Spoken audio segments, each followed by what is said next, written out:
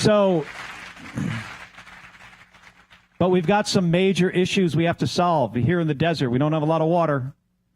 We can't, we've got to be careful with our water. We've got to add power to the grid. I just put out a white paper on this called AI for America, which in this paper, it talks about how we can get AI companies that make AI and companies that use AI to contribute to do things like build the infrastructure we need, the power and water infrastructure, but also how do we retrain people for jobs that we might not know will exist in the future. There's going to be a transition here. We got to make sure people have jobs. People don't have jobs. They can't be customers to AI companies because they don't have any money. Right. So we're working on it.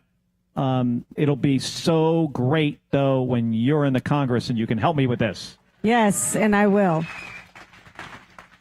Okay, we're going to shift back to a topic that I think most of us here, probably the entire nation, is really concerned about, and that's our democracy. We're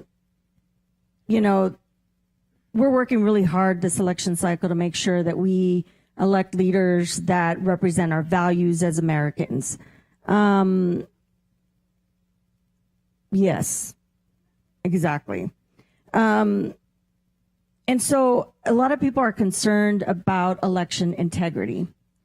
What are your thoughts on that? I know we have a great Secretary of State, Adrian Fontes, who does a great job. Yeah, true. Yes. Thank you for that.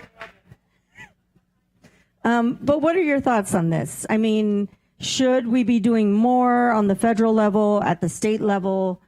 I mean, this is top of mind, especially, with everything in the midst of all of this chaos right now, this chaos that this administration is causing. Like, we definitely need to win back the House, take back the House, and hopefully the Senate, and then eventually the White House. But what are your thoughts? Well, the president, people around him, Republicans, maybe not all of them, but probably most of them, realize that when fewer people vote, they tend to win. So they're trying to make it hard for people to vote. They do that in a number of ways. I mean, one is, just some of them are actually ridiculous. Like in Georgia, where you can't bring somebody water if they're standing in line for hours. Even like a senior in this hot and humid, you can't bring them water because they want that person to leave and go home. You'll see here in Arizona, they might try to put intimidating people at polling places. That's one way you can get people to not go in and vote. They'll try to pass legislation to make it harder. They want to get rid of vote by mail. How many people in here vote by mail? Almost everybody. Yeah, I think 80% of Arizona. And that's not just Democrats. That's the same number for Republicans. People like to vote by mail. It's convenient. But what happens when you vote by mail is more people vote. They don't like that. Remember what I said? Fewer people vote, they tend to win.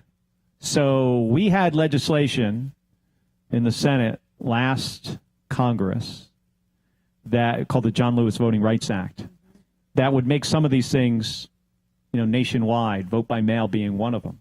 In some states, you can only vote by mail, by the way, Oregon and Colorado, I think now. So we're going to have to try, as when we win back the House and hopefully win the Senate, we're going to have to try to pass federal legislation.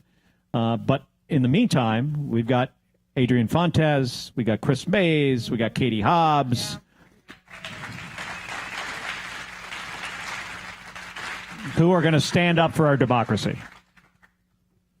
Okay, we're going to shift again. I think what is on top of mind for a lot of folks is what happened today in Tucson, and you briefly covered it, and so then the mayor spoke about it with these ICE raids. I will just share with you quickly, Senator, as a mom with a school-age kid and seeing what happened, what transpired today with the tear gas and just the amount of ICE agents on the ground, there have been reports that these raids are also happening near schools or on school grounds. And, the Republican Party campaigned on keeping Americans safe and securing the border. But what's happening in our communities is troubling. It's egregious, and it seems just unconstitutional. Would you share your thoughts about what happened today? I know you spoke to Adelita, Yeah. Yeah, well, she was down there at a ICE raid at a restaurant, and there was tear gas. She got sprayed in the face with what she thinks was bear spray. Actually, is what she was told, which is horrific. She said she was a member of Congress. They didn't seem to care. These are ICE agents without a name tag. Their faces are covered. Thankfully, Tucson police showed up and were able to, my understanding is, de-escalate the entire situation. You're right. This president ran on getting rid of, gang members and criminals and drug dealers. That makes sense. That's fine. But what he's doing is not that. And a very small percentage of the people that he has arrested and thrown in an ICE detention center or deported are that category: gang members, criminals, drug dealers.